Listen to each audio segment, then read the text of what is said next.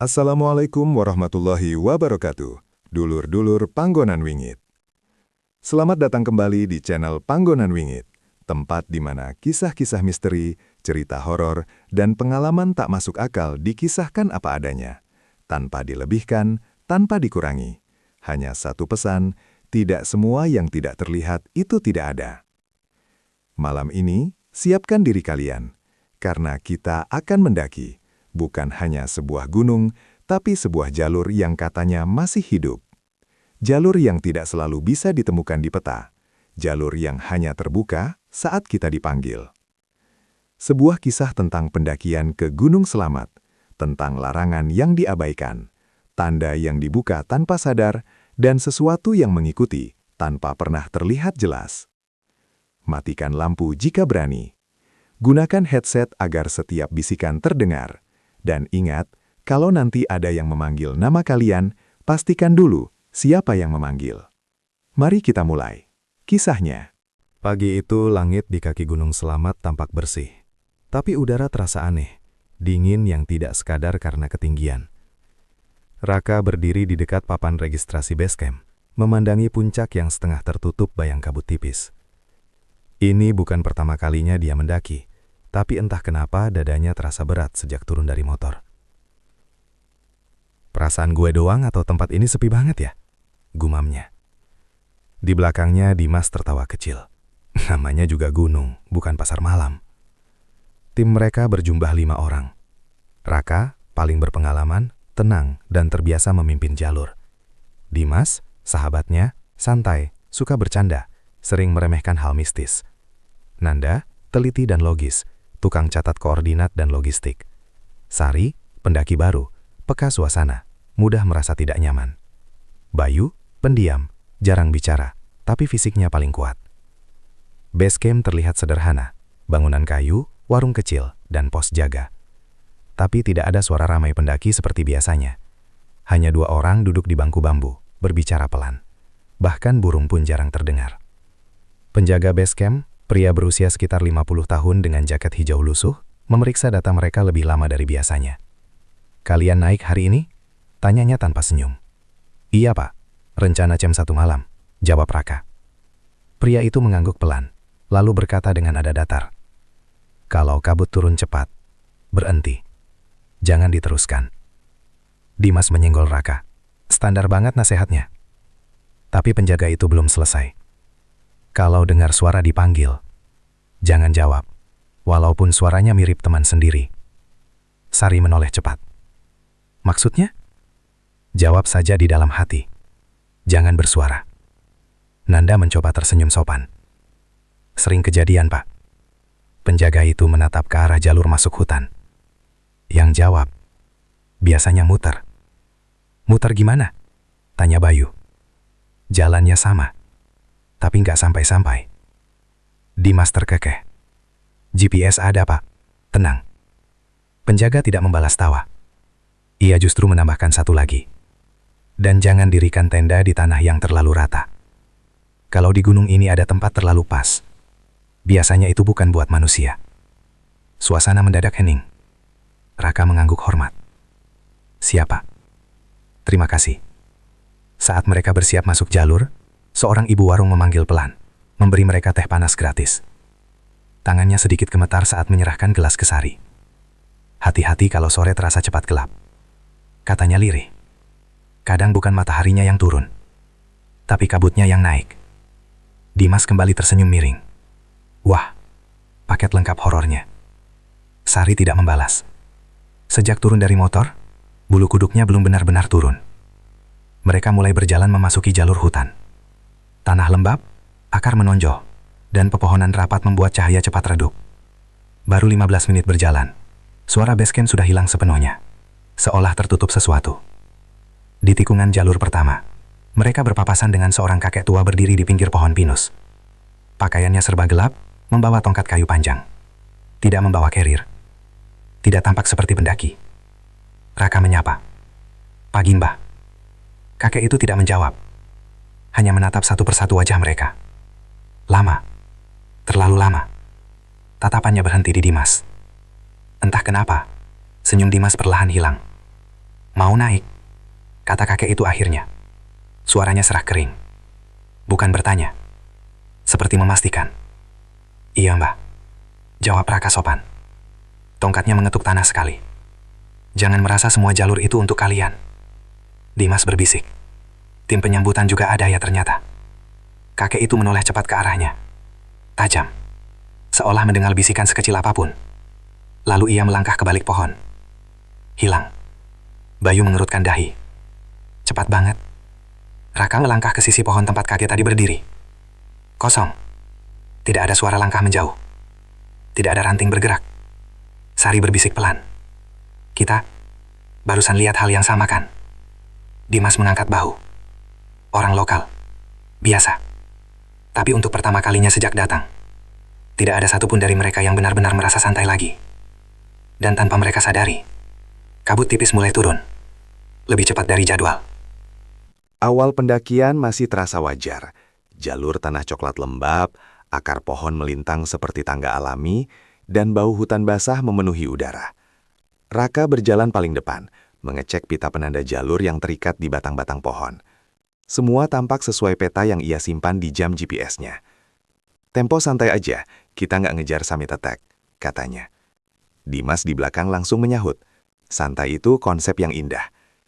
Sari mulai terlihat lebih rileks dibanding saat di base camp, bahkan sempat memotret lumut tebal yang menempel di batu. Nanda mencatat waktu dan elevasi, sementara Bayu tetap diam, langkahnya stabil. Sekitar 1 jam pertama tidak ada hal aneh, bahkan terlalu lancar. Sampai Raka berhenti mendadak. Kenapa? Tanya Bayu. Raka menunjuk ke pita penanda jalur di pohon depan, warnanya merah kusam, robek di ujungnya. Ini harusnya di kiri jalur, bukan kanan, katanya pelan. Memang beda, tanya Nanda. Biasanya konsisten, yang pasang jalur nggak asal. Dimas mendekat. Mungkin yang lama copot, diganti baru. Raka tidak langsung menjawab. Ia mengecek GPS, garis jalur masih benar. Mereka lanjut. 10 menit kemudian ada pita merah lagi, di kanan. Lalu berikutnya, di kanan lagi. Lucu, gumam Raka. Harusnya zigzag penempatannya, biar kelihatan dari 2 arah. Berarti yang pasang malas, kata Dimas enteng. Hutan mulai terasa lebih rapat, angin hampir tidak ada, suara dedaunan pun minim. Yang terdengar hanya napas dan gesekan sepatu mereka. Sari mulai perlambat langkah. Kalian ngerasa nggak sih, kayak dari tadi jalurnya muter bentuknya? Tanyanya. Namanya juga gunung, jawab Dimas. Nggak ada jalan tol lurus. Bukan itu, pohon yang itu. Sari menunjuk batang besar bercabang 3. Kayaknya kita sudah lewat. Nanda menoleh. Nggak mungkin, elevasi naik terus. Raka menatap pohon itu cukup lama. Ada goresan di kulit batangnya, seperti tanda 3 garis sejajar. Ia membuka galeri foto di ponselnya. Scroll. Berhenti. Ada foto Sari 10 menit lalu dengan latar pohon bercabang 3 yang sama. Tidak ada yang bicara beberapa detik. Perasaan doang, kata Dimas, tapi suaranya lebih pelan. Mereka lanjut, kali ini lebih waspada. Tak lama kemudian jalur membuka ke sebuah area datar kecil, terlalu datar untuk ukuran lereng gunung. Tanahnya keabu-abuan, seperti pernah terbakar. Di tengahnya ada lingkaran bekas abu dan arang, sudah lama dingin. Di sekelilingnya ada sisa benda, bunga kering, pecahan cangkang telur, dan kain putih kotor setengah tertimbun tanah. Nanda berbisik, ini bekas ritual. Pendaki juga kadang bikin api unggun, kata Dimas. Api unggun gak pakai bunga 7 rupa, jawab Nanda. Sari merapat ke Bayu. Kita jangan lama-lama di sini. Raka mengangguk. Kita lewat pinggir saja. Saat mereka berjalan memutari area itu, Bayu tiba-tiba berhenti. Ada apa? Tanya Raka. Bayu tidak langsung menjawab. Matanya menyapu pepohonan. Kayak ada yang berdiri di sana dari tadi. Siapa? Makanya, nggak tahu, tapi rasanya dilihatin. Dimas menoleh ke arah yang ditunjuk. Kosong. Hanya batang dan semak. Perasaan, katanya. Bayu tidak membantah, tapi juga tidak terlihat yakin. Mereka kembali masuk jalur. Namun sejak melewati lingkaran abu itu, suasana berubah. Udara terasa lebih berat. Bau tanah jadi lebih tajam, hampir anyir. Lalu terdengar suara. Krek, krek, krek. Seperti langkah kaki menginjak ranting kering. Semua berhenti. Pendaki lain, bisik Sari. Raka menoleh ke belakang jalur. Kosong. Mas, panggilnya. Lewat. Tidak ada jawaban. Mereka lanjut lagi. 10 langkah. Krek, krek, krek. Suara itu ada lagi. Jaraknya sama seperti tadi, seolah mengikuti ritme mereka. Dimas sengaja berhenti mendadak. Sunyi. Ia jalan lagi cepat 3 langkah. Krek, krek, krek. Wajahnya berubah. Oke, itu bukan kebetulan. Raka berbalik penuh sekarang. Siapa di belakang? Hutan diam. Tidak ada gerak. Tidak ada bayangan pindah. Tapi perasaan itu jelas. Ada sesuatu yang menjaga jarak dan ikut berjalan. Tanpa terlihat, tanpa suara napas. Hanya langkah. Selalu langkah. Setelah suara langkah misterius itu beberapa kali terdengar lalu hilang, perjalanan mereka dilanjutkan dengan ritme lebih cepat. Tidak ada yang mengatakannya terang-terangan, tapi semua ingin segera keluar dari jalur hutan rapat itu. Suasana terasa seperti menekan dari segala arah. Jam di pergelangan tangan Raka menunjukkan pukul 2 siang. Harusnya cahaya masih kuat, tapi langit di atas kanopi mendadak redup seperti menjelang sore. Perasaan gue, gelapnya nggak wajar, kata Nanda. Belum sempat dijawab, Bayu menunjuk ke depan. Kabut turun dari arah atas lereng. Bukan tipis, tapi tebal seperti asap putih yang ditumpahkan dari langit. Dalam hitungan menit, jarak pandang terpotong jadi hanya sekitar 10 meter. Cepat amat, gumam Raka. Di perakiraan cuaca harusnya cerah sampai maghrib. Dimas mencoba bercanda, tapi suaranya kurang yakin. Gunung update-nya beda server. Kabut makin padat. Pepohonan berubah jadi siluet pucat.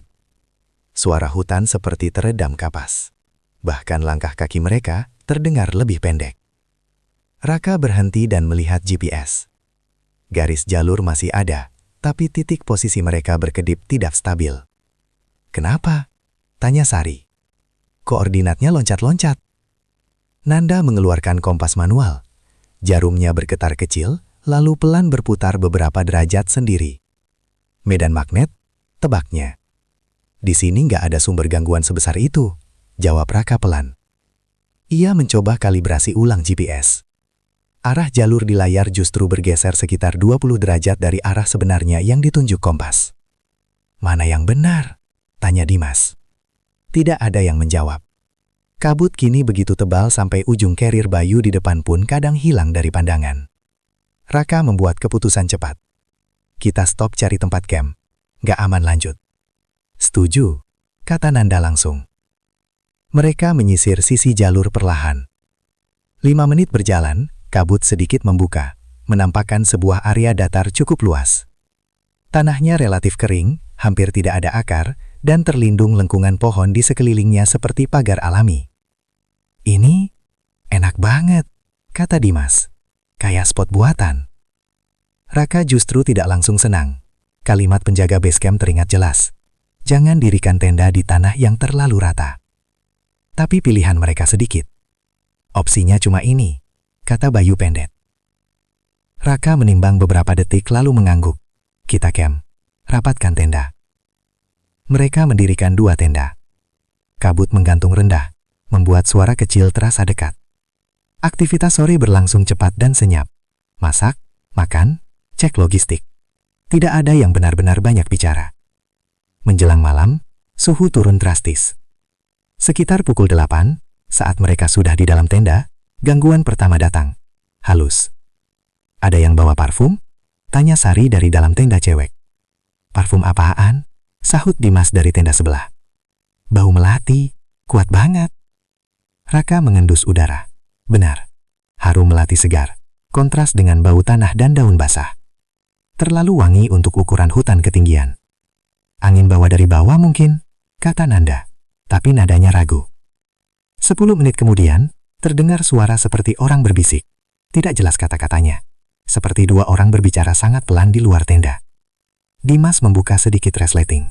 Mas, panggilnya. Tidak ada siapapun. Kabut gelap, pohon diam. Resleting ditutup lagi. Tak lama. Kres. Kres. Suara seperti tangan mengusap kain tenda dari luar. Sari tercekat. Rak, itu apa? Mungkin ranting kena angin. Jawab Raka, walau tidak ada angin terasa. Sentuhan itu terjadi lagi. Lebih panjang. Dari sisi kiri ke kanan. Seperti seseorang meraba permukaan tenda mencari celah.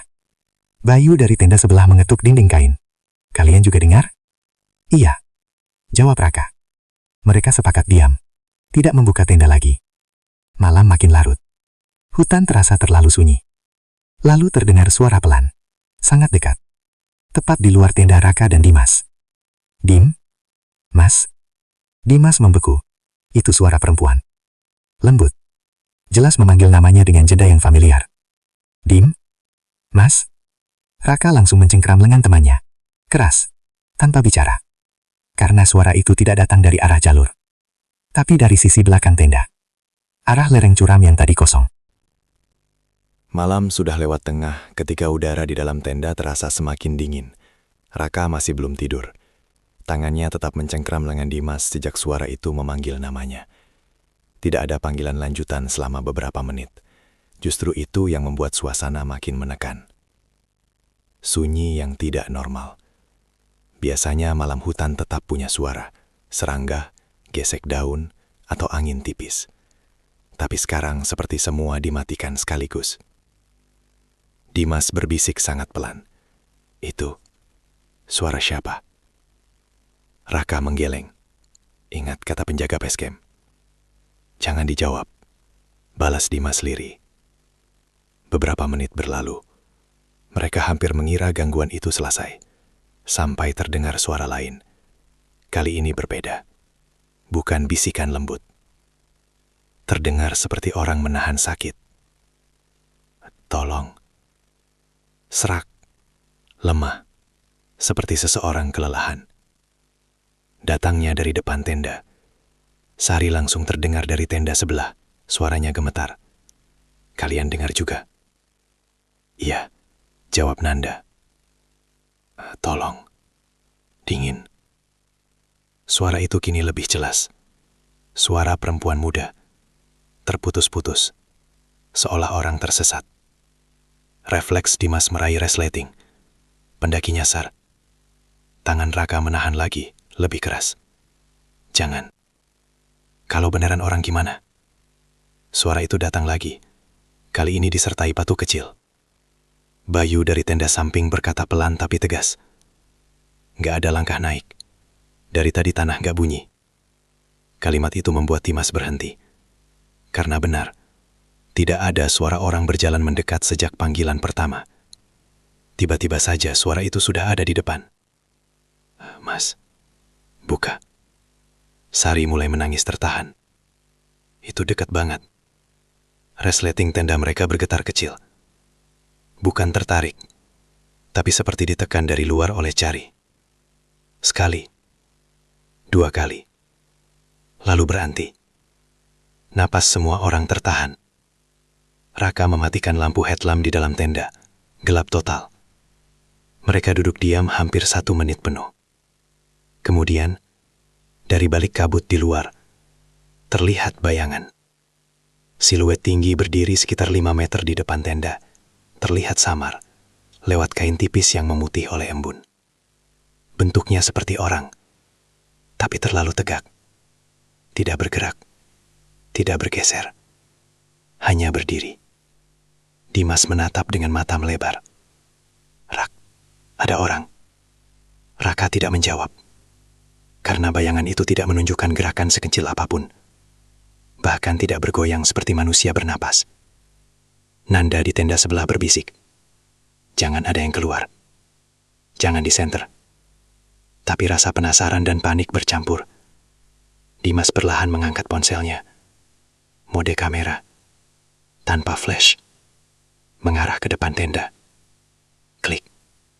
Ia menurunkan ponsel. Bayangan masih ada. 5 detik. 10 detik. Lalu kabut bergerak lebih tebal. Dan siluet itu hilang seperti terhapus. Kemana? Bisik Sari. Tidak ada jawaban. Dan tepat setelah itu, semua suara hutan lenyap total. Bukan perlahan. Langsung mati. Tidak ada serangga.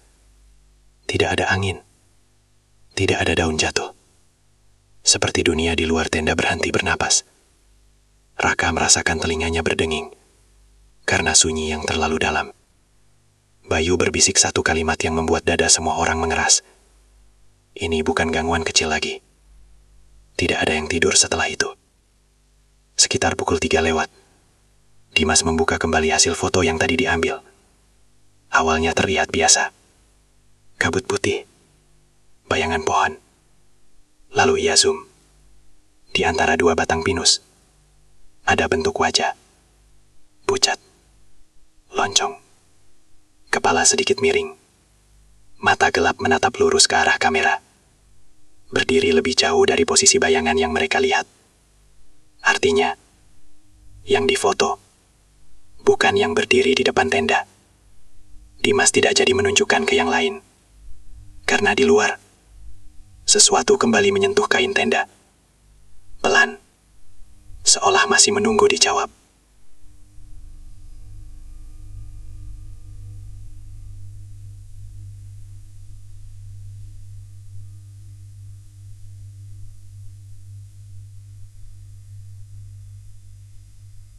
Cahaya pagi datang tanpa suara burung. Tidak ada kokok, tidak ada kicau. Hanya terang abu-abu yang meresap pelan ke kain tenda. Raka adalah yang pertama membuka mata. Ia tidak ingat kapan tertidur. Yang ia ingat terakhir hanya duduk bersandar, menahan kantuk sambil mendengar sentuhan di luar tenda yang datang dan pergi. Pagi? Gumam Dimas Rak. Harusnya, jawab Raka. Ia membuka resleting tenda perlahan. Udara dingin langsung menusuk wajah, dan dada Raka seketika mengeras. Di depan mereka bukan lagi area datar yang dikelilingi pohon rapat. Hanya tanah sempit, lalu kosong. Jurang. Dalam. Curam. Tertutup kabut bergerak lambat di bawahnya. Raka refleks mundur. Bangun! Sekarang! Dimas keluar setengah badan, lalu langsung memaki pelan. Semalam bukan di sini. Tidak mungkin salah ingat. Semalam mereka mendirikan tenda di area cukup luas, dikelilingi batang pohon seperti pagar. Sekarang, sisi kiri dan depan tenda hanya menyisakan jarak sekitar 2 meter sebelum tanah terputus. Tenda kedua terbuka. Nanda dan Sari keluar dengan wajah bingung. Sari langsung pucat. Ini bukan tempat kita. Bayu berdiri mengutar, mengamati tanah. Nggak ada bekas seret. Nggak ada jejak geser. Raka ikut mengecek. Benar. Posisi pasak, tali, dan lipatan tanah tampak wajar seperti tenda memang dipasang di situ sejak awal. Tidak ada tanda dipindahkan. Tidak ada bekas ditarik. Kalau kita jalan sambil tidur, pasti ada jejak, kata Nanda. Kalau kita yang jalan, jawab Bayu pelan. Mereka saling pandang. Tidak ada yang melanjutkan kalimat itu. Saat membongkar flysheet, gangguan berikutnya muncul. Siapa yang buka logistik? Tanya Nanda. Semua menoleh. Tas logistik terbuka. Susunan di dalamnya berubah. Kompor pindah kantong. Makanan kaleng berada paling atas. Padahal semalam Nanda menyusun rapi berlapis. Ada yang ngacak? Tanyanya. Tidak ada yang mengaku. Dimas mencoba bercanda, tapi suaranya tipis. Mungkin tikus gunung. Resletingnya dikunci karabiner. Jawab Nanda datar. Sunyi lagi. Sari duduk di batu, menatap kosong ke arah jurang. Bibirnya bergerak pelan. Raka mendekat. Sar? Gadis itu berbisik seperti sedang menjawab seseorang. Enggak, kami cuma lewat. Enggak ngambil. Ngomong sama siapa? Tanya Raka. Sari berkedip lambat. Hah? Kamu barusan ngomong? Enggak. Bayu dan Nanda saling tukar pandang. Dimas menelan ludah. Oke, kita turun. Enggak pakai debat. Tidak ada yang menolak. Mereka berkemas lebih cepat dari biasanya. Kabut pagi masih menggantung, tapi tidak setebal semalam. Raka membuka GPS. Titik koordinat bergetar, lalu diam, lalu meloncat jauh dari jalur. Error lagi. Gumamnya. Kompas Nanda menunjuk arah turun, tapi setelah mereka jalan 5 menit, jalur justru menanjak. Ini salah, kata Raka. Mereka putar balik ke titik tenda tadi. Titik itu tidak ada. Area sempit tepi jurang berubah jadi lereng dengan 3 pohon besar. Tidak ada bekas pasak. Tidak ada tanah tertekan. Tidak ada jejak mereka bermalam. Sari mulai gemetar. Tendanya di mana? Padahal semua perlengkapan sudah di karier mereka. Dimas berputar gelisah. Kita mutar. Mereka mencoba arah lain. Menemukan pita penanda jalur merah di pohon. 5 menit jalan. Ada pita merah lagi. Robek di ujungnya. Posisinya di kanan. Sama persis seperti kemarin. Nanda berbisik. Kita balik ke jalur itu lagi. Bayu menatap hutan yang tampak sama ke segala arah. Atau jalurnya yang balik ke kita. Angin tipis lewat. Membawa bau melati samar. Dan untuk pertama kalinya sejak pagi, terdengar lagi suara langkah di belakang mereka. Krek, krek, krek. Mengikuti. Selalu dengan jarak yang sama. Langkah yang mengikuti mereka tidak pernah benar-benar mendekat, tapi juga tidak pernah hilang. Seperti bayangan suara yang sengaja menjaga jarak. Setelah hampir 1 jam mencoba berbagai arah dan selalu kembali ke pola hutan yang terasa sama, tenaga mulai turun dan emosi naik. Kita nggak mungkin muter sejauh ini, kata Nanda tegang. Elevasi harusnya sudah turun. GPS Raka menunjukkan garis jalur seperti benang kusut. Titik posisi mereka kadang berada di luar peta, lalu kembali masuk, lalu melompat lagi. Dimas mengusap wajah. Gue nggak suka ini. Kabut menipis sedikit. Di antara batang-batang pohon, tiba-tiba terlihat cahaya kekuningan di kejauhan. Hangat, berkelip, seperti lampu. Semua berhenti. Lihat, bisik Sari. Bukan hanya cahaya, ada suara juga. Riuh pelan, seperti banyak orang berbicara bersamaan. Diselingi bunyi logam beradu, tawa kecil, dan sesuatu yang mirip suara orang menawar barang. Bayu mengernyit. Ada rombongan camp? Di peta nggak ada area datar sebesar itu di sini, jawab Raka. Cahaya itu tidak seperti senter atau headlamp. Lebih seperti lampu pijar. Stabil, hangat, banyak titiknya. Mereka mendekat pelan. Semakin dekat, suara makin jelas. Benar-benar seperti suasana pasar kecil. Ramai, hidup, penuh percakapan. Dimas menghela napas lega. Akhirnya ada manusia. Raka justru mengangkat tangan menahan. Tunggu, di sela pepohonan, pemandangan itu terlihat jelas.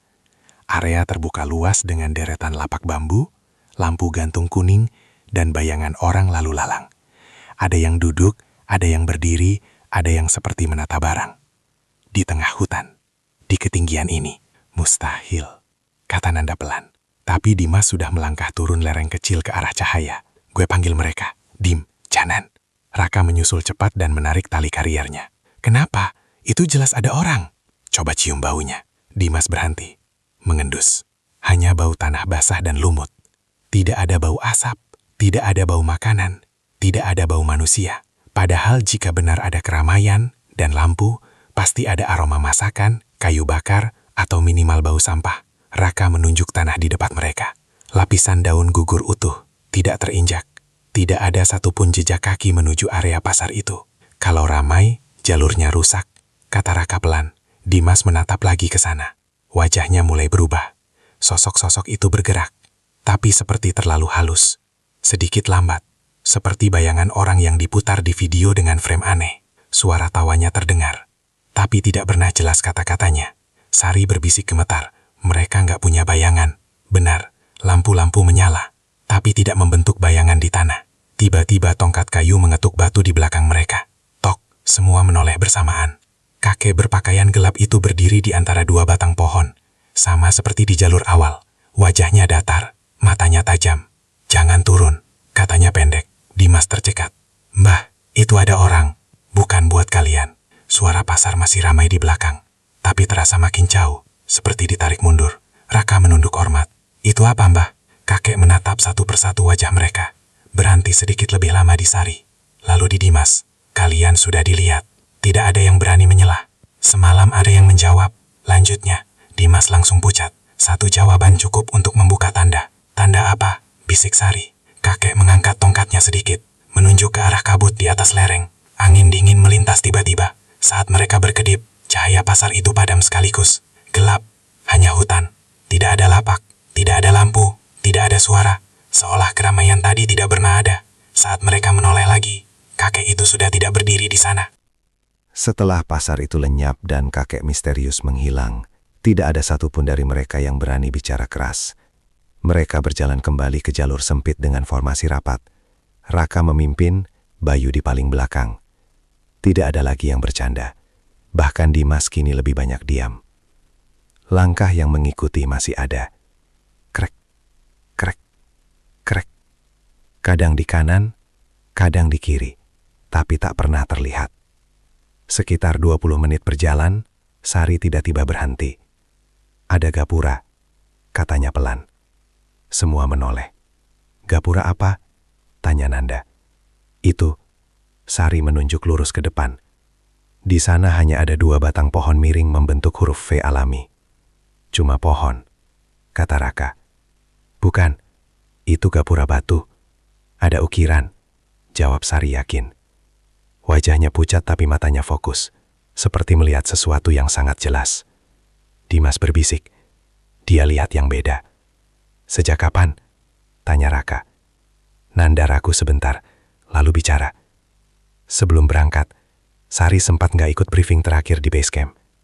Sari menoleh cepat. Kamu ngikutin aku. Kamu ke belakang warung. Lama? Semua mata kini ke Sari. Napasnya mulai tidak teratur. Aku cuma naruh sesuatu. Apa? Tanya Raka tegas. Beberapa detik ia diam. Lalu suaranya mengecil. Bunga sama koin. Untuk apa? Bayu bertanya datar. Biar dibuka jalannya. Kata orang kampungku, kalau mau naik gunung besar harus bermisi langsung ke penunggunya. Biar nggak disesatkan. Sunyi. Dimas mengusap wajah keras. Kamu bikin ritual tanpa bilang. Itu cuma sopan santun, jawab Sari hampir menangis. Gak ada mantra, cuma niat. Raka teringat kata kakek. Satu jawaban cukup untuk membuka tanda. Permisi itu bukan manggil, katanya pelan. Gangguan langsung terasa meningkat, seperti hutan merapat. Kabut turun lagi, lebih cepat dari sebelumnya. Udara berubah lebih dingin. Sari menatap sekitar dengan napas pendek. Mereka keluar. Siapa?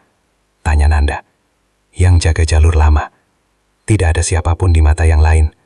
Tapi bagi Sari, jalur itu berubah. Ia melihat sesuatu seperti rumah-rumah bayangan di antara pohon, tiang batu, kain tergantung, dan sosok-sosok duduk memunggungi jalur. Ada kampung di sini, bisiknya. Raka menggenggam bahunya. Fokus ke suara saya. Jangan lihat kiri kanan. Dimas tiba-tiba menunjuk ke belakang. Tangannya gemetar. Di antara kabut, terlihat sosok tinggi kurus berdiri di jalur yang baru mereka lewati. Terlalu tinggi untuk manusia biasa. Tubuhnya gelap pucat, seperti kurang padat. Kepalanya sedikit miring. Kali ini semua melihat. Jalan, kata Bayu tegas. Mereka bergerak cepat. Sosok itu tidak mengejar, tapi setiap kali Raka menoleh, jaraknya selalu lebih dekat dari sebelumnya. Seperti tidak berjalan, tapi berpindah. Ketegangan memuncak saat jalur bercabang tidak. Kompas berputar liar, GPS blank putih. Rapat, jangan putus, teriak Raka. Kabut mendadak sangat tebal, jarak pandang 2 meter saja hilang. Bayu, panggil Nanda. Tidak ada jawaban. Bayu, baru mereka sadar. Bayu tidak lagi di belakang. Langkah mengikuti itu, juga hilang. Dia tadi di belakang gue, kata Dimas panik. Mereka memanggil berkali-kali. Tidak ada sahutan, tidak ada suara jatuh, tidak ada teriakan. Hanya sunyi berat. Sari berbisik lirih dengan suara bukan seperti dirinya. Yang kuat diminta tinggal dulu. Raka menatapnya tajam. Kamu dengar apa? Sari berkedip bingung. Aku ngomong. Kabut tidak membuka. Dan Bayu lenyap tanpa suara. Sudah lewat beberapa jam, tanpa jejak. Kabut masih tebal seperti dinding basah yang menutup dunia. Raka, Dimas, Nanda, dan Sari berdiri saling merapat. Bayu sudah hilang hampir 2 jam, atau setidaknya terasa selama itu. Waktu di jam tangan berjalan normal, tapi cahaya langit tidak berubah sejak tadi. Abu pucat tanpa arah matahari. Ini nggak masuk akal, kata Nanda dengan suara pecah. Kalau dia jatuh pasti ada suara. Kalau dia nyasar pasti jawab, tambah Dimas. Raka tidak ikut bicara. Ia mendengarkan. Dalam diam, hutan seperti punya napas. berat, lambat. Lalu terdengar ketukan kayu ke batu. Tok. Sekali. Semua menoleh bersamaan. Kakek berpakaian gelap itu berdiri di jalur kiri, yang sebelumnya tidak ada. Tongkatnya menancap di tanah. Tatapannya sama tajamnya seperti pertama mereka bertemu. "Kalian masih di sini," katanya datar. Raka melangkah maju sedikit. "Teman kami hilang." Kakek itu mengangguk pelan. Tidak hilang, ditahan. Sari langsung gemetar. "Siapa yang nahan?" "Yang punya jalur sebelum kalian." Mereka menunggu penjelasan. Kabut di sekitar kakek justru tampak lebih tipis, seolah tidak berani mendekat. "Ada jalur hidup," lanjutnya. "Jalur yang dibuka untuk manusia. Itu yang kalian cari di peta." Tongkatnya bergeser menunjuk ke arah kabut pekat. "Dan ada jalur yang ditutup, jalur lama. Tidak hilang, hanya tidak lagi untuk kalian." Nanda menelan ludah. "Kami masuk yang mana?" "Kalian dipanggil masuk yang ditutup." Tatapan kakek berhenti di Sari, lalu ke Dimas. "Karena ada yang mengetuk pintu dari dalam." Sari mulai menangis diam-diam. Raka bertanya pelan, "Gunung ini, apa sebenarnya, Mbah?" Kakek menatap lereng atas yang tak terlihat. Gunung bukan satu tempat. Dia berlapis, seperti kain ditumpuk. Kalian biasa berjalan di lapisan luar, tanah, batu, pohon. Tapi di atasnya ada lapisan lain, lama, berpenghuni. "Dunia gaib," bisik Dimas. "Bukan dunia lain," koreksi kakek. "Dunia yang sama, waktu berbeda." Angin lewat tanpa suara. "Kalau sudah ditandai, kenapa kami belum diambil semua?" tanya Nanda. "Karena belum lunas." Kalimat itu menggantung berat. Raka mengerti lebih dulu. Penebusan. Kakek mengangguk. "Yang masuk tanpa izin harus meninggalkan sesuatu sebagai ganti." "Apa?" tanya Dimas cepat. "Bisa benda, bisa janji, bisa orang." Sari tersentak. "Orang." Yang paling kuat biasanya diminta tinggal, menutup jejak yang lain. Bayu. Nama itu tidak perlu diucapkan, semua sudah memikirkannya. Dimas menggeleng keras. "Enggak, kita cari dia." "Kalau kalian cari," kata kakek tenang, "kalian tambah yang tinggal." Sunyi mencekik. Raka memaksa berpikir jernih. "Kalau bukan orang?" Kakek membuka telapak tangannya. Di sana ada pita penanda jalur merah, robek di ujungnya. "Tinggalkan penunjuk kalian, turun tanpa tanda, tanpa arah, terima dibingungkan, jangan melawan." "Maksudnya?" tanya Nanda. "Buang alat penentu, kompas, penanda, niatkan pulang, bukan menaklukkan." Dimas ragu. "Dan Bayu?" Tatapan kakek berubah lebih dalam. "Kalau yang ditahan mau kembali, dia akan dilepas. Kalau tidak, kalian tidak bisa menariknya." Ketegangan pecah di wajah semua orang. Pilihan itu kejam. Menunggu atau mengorbankan. Sari terisak. "Ini salahku." Raka menatap timnya satu persatu. Ketakutan, lelah, bersalah. Tongkat kakek mengetuk tanah lagi. "Pilih cepat, jalur hidup hanya dibuka sebentar." Di kejauhan, dari dalam kabut, terdengar satu suara langkah berat. Mendekat. Suara langkah berat dari dalam kabut semakin dekat. Bukan cepat, tapi pasti. Setiap injakan terdengar seperti menghantam tanah basah dengan beban besar. Raka menatap kakek itu dengan keputusan bulat. "Kami pilih penebusan benda," katanya. "Bukan orang." Kakek mengangguk sekali, seolah memang itu jawaban yang ditunggu. "Letakkan penunjuk arah kalian di tanah," ujarnya. "Kompas, GPS, pita jalur. Semua yang membuat kalian merasa bisa menguasai jalan." Dengan tangan gemetar, Nanda menurunkan kompas. Raka mematikan GPS dan melepasnya dari strap. Dimas mengeluarkan pita penanda cadangan dari tas. Semua ditaruh di satu titik dana. Sekarang, kata kakek, minta pulang, bukan naik. Sebut nama kalian satu-satu. Jangan ada yang menyebut nama gunung. Mereka berdiri melingkar. Kabut berputar pelan seperti mengikuti bentuk lingkaran itu. Raka mulai lebih dulu, menyebut namanya dan niat untuk pulang. Disusul Nanda, Dimas, terakhir Sari. Suaranya bergetar, tapi jelas. Angin dingin berputar sekali, lalu berhenti. Kabut di depan mereka terbelah seperti tirai ditarik. Muncul jalur tanah turun. Sempit, tapi nyata. Tidak ada pita, tidak ada tanda. Hanya jejak alami. Jangan menoleh ke belakang sampai dengar suara air, kata kakek. Bayu, Dimas mulai bicara. Kalau dia dilepas, dia akan turun lewat jalurnya sendiri.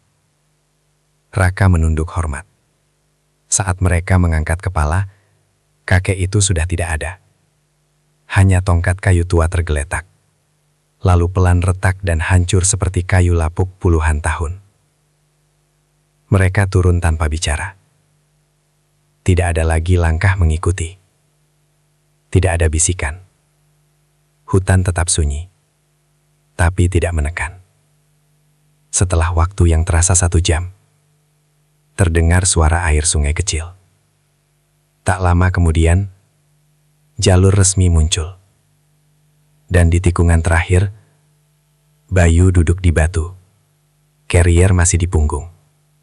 Wajahnya pucat, tapi utuh. Dimas hampir memeluknya. Lu kemana?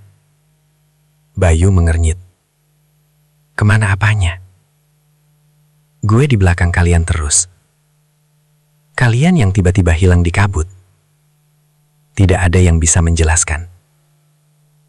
Mereka turun sampai base camp menjelang sore. Penjaga base camp berdiri kaku melihat mereka. Kalian baru turun. Iya, jawab Raka lelah. 2 hari 1 malam. Wajah penjaga itu berubah aneh. Ia membalik buku registrasi, lalu menunjuk tanggal naik.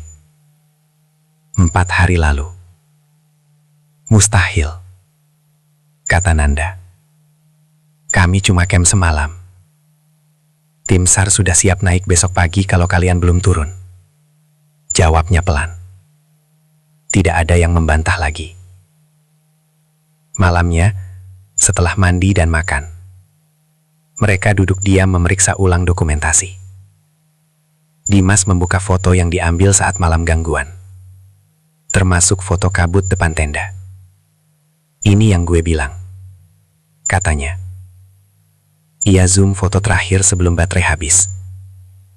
Terlihat 4 orang berdiri dekat tenda. 4. Padahal yang berdiri saat itu hanya Raka dan Dimas. Di antara mereka, ada sosok tinggi kurus. Kepala miring, wajah pucat. Terekam jelas di belakang. Terlalu dekat. Sari menutup mulut menahan suara. Bayu menatap lama, tanpa ekspresi. Sejak turun, sikap Sari berubah. Lebih diam. Tatapannya sering kosong ke arah lereng. Kadang bibirnya bergerak kecil seperti menjawab seseorang. Saat ditanya, ia selalu bilang tidak apa-apa. Tapi tidak pernah benar-benar menatap mata lawan bicara. 2 hari kemudian, Raka memutar ulang rekaman audio malam pertama. Yang tadinya hanya berisi suara angin dan gesek tenda. Di menit ke-12, muncul suara baru. Jelas. Dekat. Berbisik. Rak. Masih ada jalur yang belum kamu lewati. Rekaman itu tidak pernah mereka putar lagi.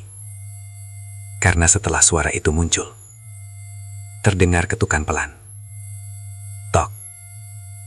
Tok. Seperti tongkat kayu menyentuh batu. Demikian kisah misteri Gunung Slamet. Jalur yang tidak semua orang diizinkan melewati, dan tanda yang tidak selalu terlihat oleh mata. Kalau dari cerita ini ada satu hal yang bisa diingat, jangan pernah menganggap remeh tempat yang sudah lebih dulu dihuni. Gunung bukan hanya tanah dan batu. Ada adat, ada batas, ada jalur yang memang bukan untuk kita. Siapa yang sebenarnya berdiri di foto terakhir itu? Kenapa waktu mereka hilang 2 hari? Dan siapa yang masih memanggil dari rekaman suara? Biarlah tetap menjadi bagian dari Panggonan Wingit. Terima kasih sudah mendengarkan sampai akhir. Dukung channel Panggonan Wingit agar terus menghadirkan kisah-kisah misteri lainnya dengan cara like videonya, subscribe channelnya, dan tulis di komentar. Menurut kalian, apa yang sebenarnya menandai mereka di jalur itu? Sampai jumpa di kisah berikutnya. Wassalamualaikum warahmatullahi wabarakatuh. Dan selamat malam.